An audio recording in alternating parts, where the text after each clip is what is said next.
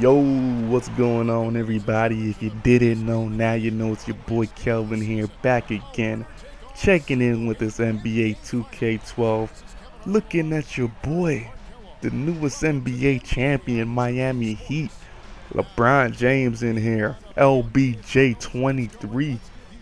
This boy, he left his hometown state of Ohio, left the Cleveland Cavaliers to do one thing with one thing in mind, and that was to win an NBA championship. And he caught a lot of shit for doing it, but he made it happen this year. He really did make it happen this year. Now, I know a lot of people are gonna say, hey, Mario Chalmers, he played a big role, you know.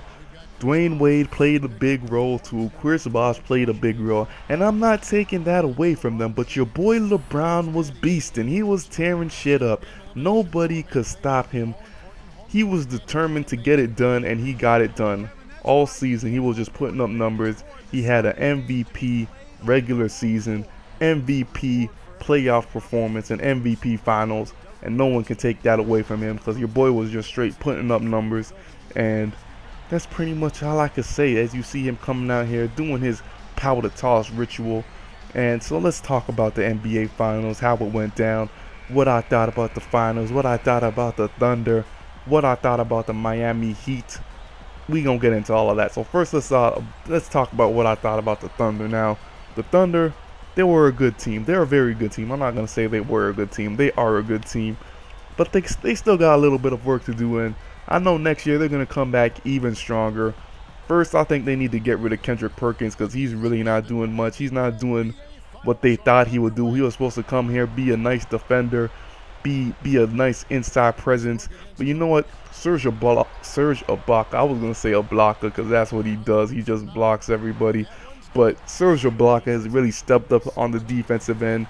And Kendrick Perkins, he's not really the force inside that they thought he was going to be. So, personally, I think they need to get rid of him, trade him, bring in someone else. But I don't know really any other team that would want Kendrick Perkins because he's got a pretty large salary, I think. I don't know what his salary is, but I'm guessing he's got one of those mid-level, like 5-6 mil a year. Just that's what I'm guessing because I know the type of player he was coming off a championship team, stuff like that.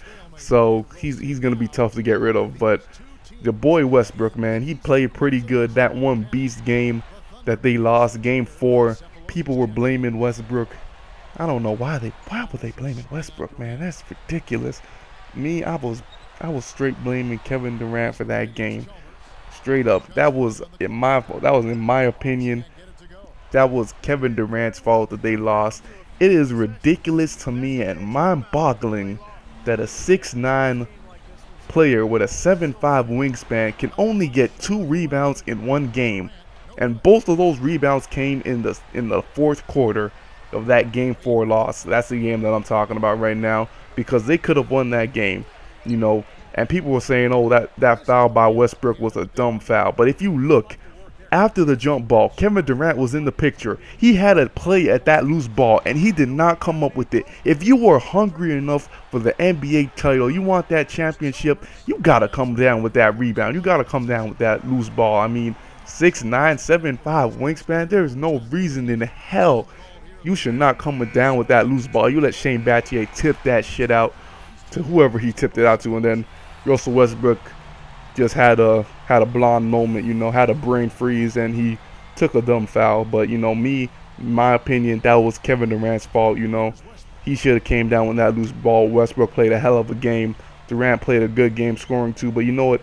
Kevin Durant, he's got to learn to rebound a little bit more, play some better defense, which I think he'll learn to do, which is why I'm saying they'll come back next season. As you see James Harden going to the line, doing something he was not doing at all in the finals. Where was James Harden? This man was so absent, man.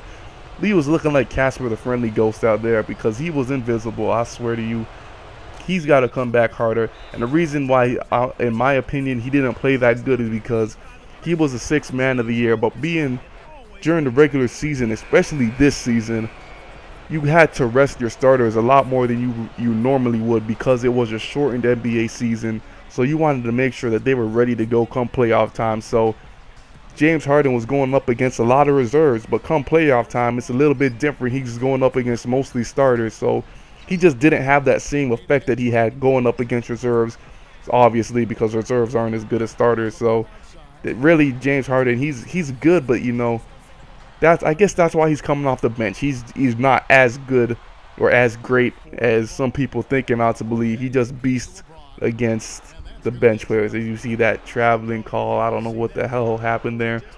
But anyway, so I'm done talking about the Thunder. Let's talk about Miami a little bit. Miami, man, Game 5, Mike Miller was just oh my god, he was just dropping bombs from beyond the three-point arc. Everything that boy put up was going in. It was ridiculous. He played a hell of a game. Mario Chalmers really stepped up too.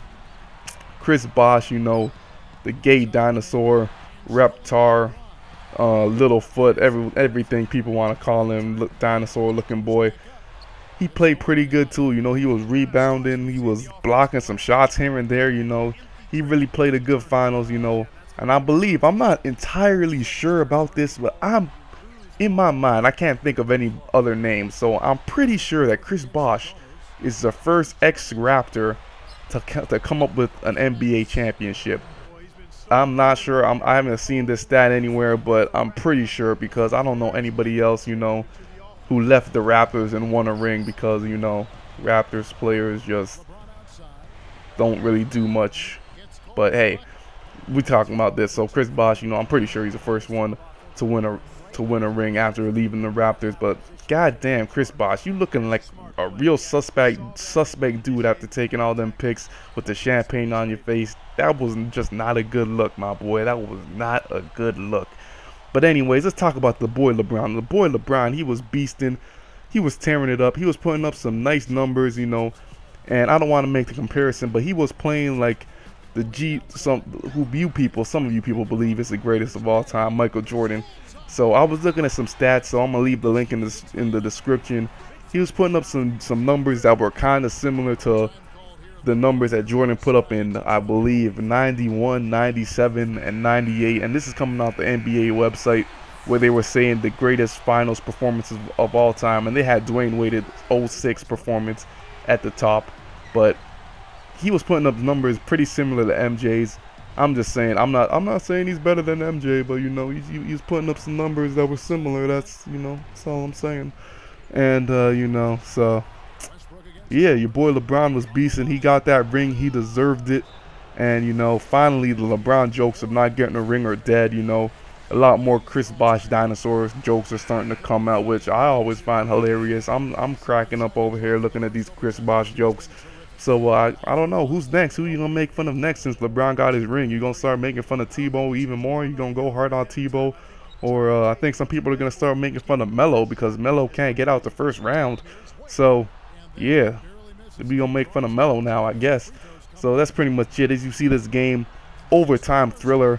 Dwayne Wade at the line, knocking down some free throws to tie up the game.